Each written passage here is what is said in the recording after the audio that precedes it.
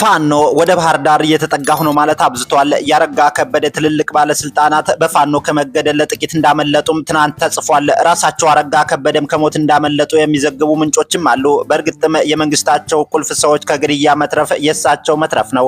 የፋኖ የህዝብ ግንኙነት ምንጮች ሰኞ ግንቦት 4 ቀን 2017 ዓ.ም ባወጡት ጽሁፍ ድረስ ሳህሉ ማማሩ፣ ቀለም ወርቅ ምህረቴ፣ ጥላሁን አሰፋ የተባሉ ሁነኛ ያረጋ ከበደ ባለስልጣናት ብረት ለበስ ታንኮች ተደብቀው አምልጠውናል ብለዋል።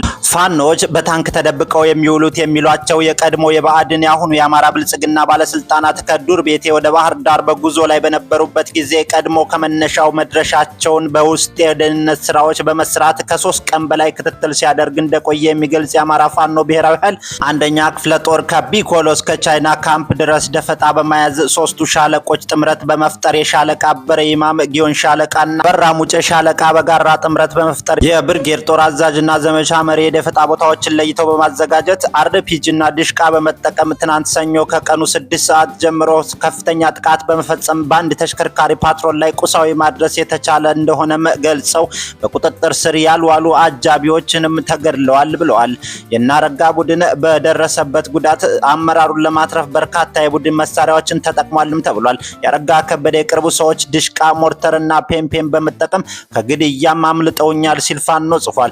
ቡድኑ በቀጣይ አመራሮችን ያነጣጠረ ጥቃት ተጠናክሮ እንደሚቀጥልም ገልጿል። አረጋ ከበደ ከፍተኛ የደህንነት ስጋት ውስጥ እንዳለም ይነገራል። ገና ይህ ጦርነት እንደተጀመረ የከዳቸው ጠባቂያቸው ጉዳይም ሲነገር ነበር። የፋኖ ኃይሎች ተቀላቅሎናል ብለዋል።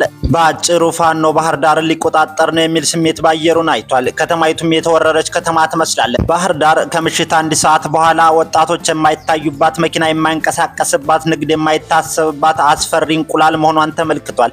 አንድ ባጃጅ አሽከርካሪ ከጣቢያችን ጋር በነበረው ቆይታ በባህር ዳር ከተማ ከምሽት 12 ሰዓት በኋላ ባጃጅ ይዞ መገኘት አሰቃቂ ቅጣት ያስከትላል ብሏል። አንድ ሌባ የሆነን ሰው በመሃል ከተማ ቢዘርፈው የሚያስጥል የባህር ዳር ከተማ ሰው እንደሌለም በከተማይቱ ተወልዶ እንዳደገ የሚገልጸው ምንጭ ይናገራል። ምክንያቱም ብዙ ዘራፊዎች ሽጉጥ ስለሚታጠቁ ነው። የፋኖ ኃይሎች እነዚህን ዘራፊዎች ወደ ከተማ ገብተው አፍነው የሚወስዱበት የሚገሉበትና ሌላ ቅጣት የሚፈጽሙበት ሁኔታም እንዳለ አንድ የቀድሞ የክልሉ አመራር ለጣቢያችን ነግሮናል። የመንግስት ባለስልጣናትን በፋኖች ከፈለጉ መሃል ባህር ዳር ድረስ የተልእኮ መረብ ዘርግተው እንደሚለቅሟቸውም ሰምተናል። ይህና እንደ ያሉ ነገር ሁሉ ተደማምሮ አረጋ ከበደ እንዳይረጋጉ አድርጓቸዋል።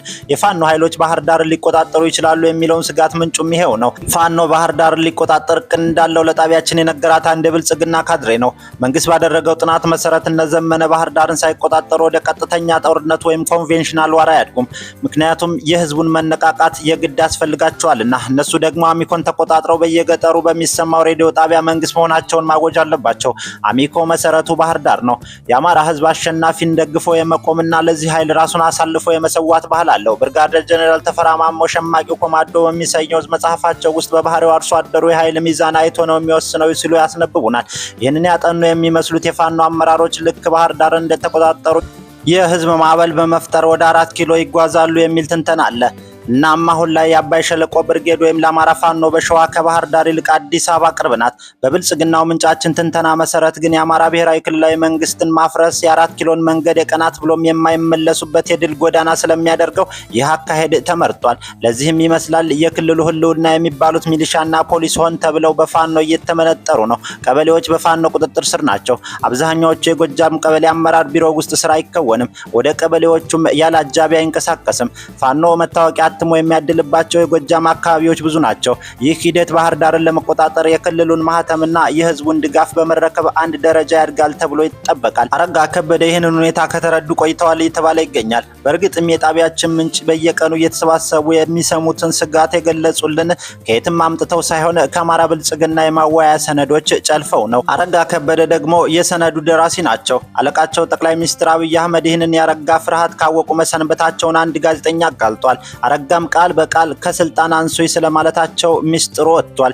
የአብይ ምላሽ ግን እንደ ይልቃል ከፋለ ለማኛ አደርግሃለሁ የሚል ነበር። ከዛ እስከዛሬ አብይና አረጋ ተፈራርተው እየቀጠሉ ይገኛል ይባላል። ይህም ጉዳይ ጊዜ እስከሚፈታው ተወትና አድርገውና ስለቀደሙት የባዕድን አመራሮች በረከት ስምዖን፣ አዲሱ ለገሰና ተፈረዋለዋ ወዘተ እያነሳሳን አዲሱን የዘነመና አስረስ እስክንድር ቡድን ክልሉን ቢቆጣጠረው ከነበረከት በምን ይሻላል ወይም በምን ይደክማል የሚለውን ጥያቄ ራሳችሁ ተመልካቾቻችን እንድትመልሱ እድል እንስጣችሁ። የዛኔው ኢህድን፣ የኋላው ብአዴን፣ የኋላው አደፓ፣ ያሁኑ የአማራ ብልጽግና እዚህ ከመድረሱ በፊት አማላይ ጀብዶችን ተሻግሯል። ያ ጎዳናውን በህላዊ ዮሴፍ ጥቂቶች ቆራጦች ያልተንበረከክነው ነገ እልፍ እንሆናለን ታሪክ ምስክር ነው የምትል ግጥም ውስጥ ተልሞ ነበር። ትግሉን ጨርሰው የድል ጽዋ ከተጎነጩ በኋላም እንዳያልፉት የለም ያ ሁሉ ካለፈ ታጋይ የህዝብ ልጅ በደሙ በላቡ ደማቅ ታሪክ ጻፈ ብለውናል።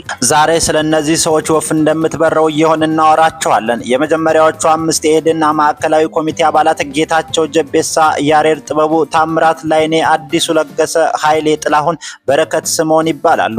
በኋላ ጊዜ በብዙ ከታወቁ የብአዴን አመራሮች መካከል ተፈራ ዋልዋ አሉበት።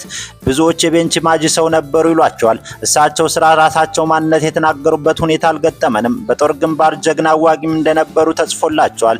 አሁን ዝም ጭጭ ባሉ ብአዴኖች ዋነኛው ናቸው። በዘመናቸው ለህወሓት አጎብድደው አማራን አስጋልበውታል ብለው የሚረግሟቸው እልፍ ናቸው። በተስፋዬ ገብረአብ አንዲት ብጣሽ ማስታወሻ ላይ እኛ ኢህዴኖች ውጊያ ላይ በማፈግፈግ መሳሪያ ክፍፍል ላይ በመንጫጫት እንታወቃለን ያሉበትን ንግግራቸው ሰፍሯል። እናም በዛ የተነሳ ህወሓት የኢትዮጵያ አድራጊ ፈጣሪ ሲሆን ብአዴን ከኋላ ይከተለው ባይ ናቸው። የጊዜያዊ ፕሬስ መምሪያ ኃላፊ ተስፋዬ ገብረአብ ይህን ንግግራቸው በሰማ በነገታው የተፈራ ንግግር መዝሙረ ዋልዋ በሚል ርዕስ ማስታወሻ ደብተሬ ላይ መዝግቤ ሳበቃ በቀይ ያሰመርኩበት ይለናል። የትግል ጓዶቹ ተፈራን በስሙ ጠርተው ታያቁም የሚለን ተስፋዬ ነው።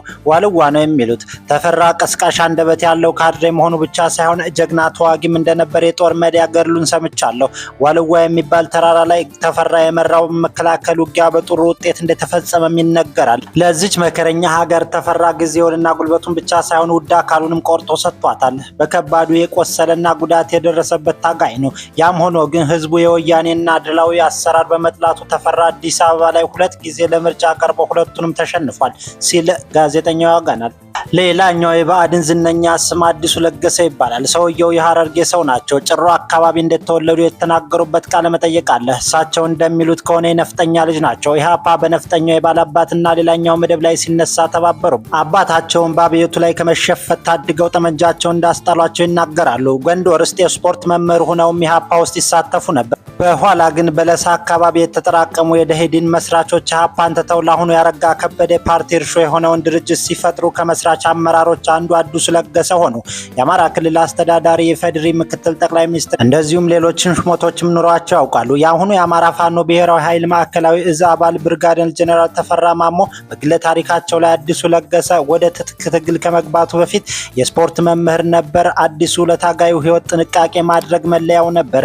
ለስልጠና ዝግጅት ትኩረት ይሰጣል። ወታደራዊ ዝንባሌው የተሻለ ነው። በእንቅስቃሴ ወቅት ክላሽ ከትጥቅ ጋር ራሱ ይዞ ይጓዛል። ተኳሽ ነው እያሉ ይገልጿቸዋል። ዛሬ አዲሱ ለገሰ ጸጥ ብለዋል። የቦሌው ቤታቸው ውስጥ እንደሚኖሩም ይታሰባል። በረከት ስምዖን በውጊያ ወቅት የሚታወቀው ደፋር ተዋጊና አዋጊ እንዲሁም ለጓዶቹ ደህንነት የሚጠነቀቅ ተነሳሽ መሪ በመሆን ነው። ሌላው ጠንካራ ጎኑ አንባቢነቱ ነው። ከአድካሚ የእግር ጉዞ በኋላ እረፍት ሲያገኝ መጽሐፉን ወደ ማንበብ ይገባል።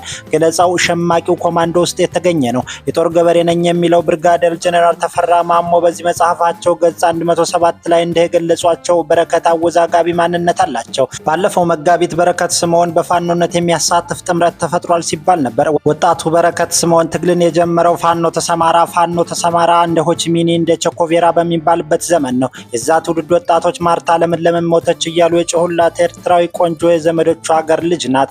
እናም ለኤርትራዊም ሆነ ለበረከት ስምዖን ፋኖነት ርቆ አይደለም። ማህበራዊ ትስስር ገጾች ላይ የሚጽፉ አንድ ምንጭ በበረከት ስምዖን የሚመራ የፖለቲካ ቡድን ከተቋቋመ ወራት ተቆጥሯል ብለዋል። በዚህ ቡድን ውስጥ የተካተቱት ዋና አካላት ከጎጃም የአማራ ፋኖ ዘመነ ካሴ የሚመራው፣ ከኤርትራው መንግስት በጀኔራል ፊሊጶስ ወልደ ዮሐንስ የሚመራ አካል፣ ከህወሓት በኩል በዶክተር ፍስሐና ማኑኤል አሰፋ ቁጥጥር ስር ያለ፣ ለወትሮ በረከት ስምዖን ሲተቹ ከነበሩት ብአዴኖች መካከል ደግሞ ገዱ አንዳርጋቸው የመሰረቱት አስፈሪ ቡድን ወደ 4 ኪሎ እያንጋጠጠ ነው ሲባልም ነበር። በዛም አለ በዚህም የአማራ ፋኖ በጎጃም ባህር ዳር ከተማን በመክበብና አረጋ ከበደን ፍርሃት ውስጥ በማስገባት ከባህር ዳር እንዲወጡ በማድረግና ከተማዋን በመቆጣጠር ሙሉ በሙሉ ክልሉን ከብልጽግና ኃይል ውጭ ማድረግን ይፈልጋል። ለዚህም ደግሞ የትኛውም ቡድን ጋር በመተባበር የብልጽግናን ቡድን መቆጣጠርና መደምሰስ ምኞቱ ነው። ክቡራትና ክቡራን ተመልካቾቻችን ለዛሬ የነበረን ፕሮግራም ይህንን ይመስላል። በቀጣይ ደግሞ ሌሎች መረጃዎችን ሰብስበን ወደ እናንተ እንመጣለን። አብራችሁን ስለቆያችሁ እጅጉን አመሰገንን። ቻናሉን ሰብስክራይብ ያላረጋችሁ ካላችሁ ሰብስክራይብ በማድረግ ቤተሰብ እንደሆኑ ጋበዝን። ላይክና ሼር ማድረጋችሁ አይረሳ። መልካም ጊዜ ይሁንላችሁ።